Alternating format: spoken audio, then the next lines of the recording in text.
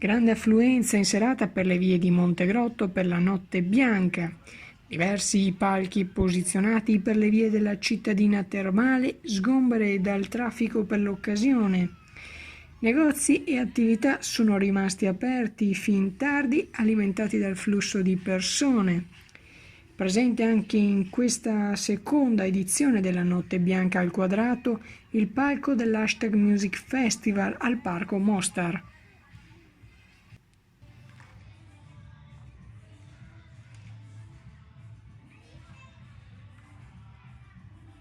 Internazionale. Allora venite avanti, che più avanti venite, più gadget prendete e più iniziamo a fare il casino.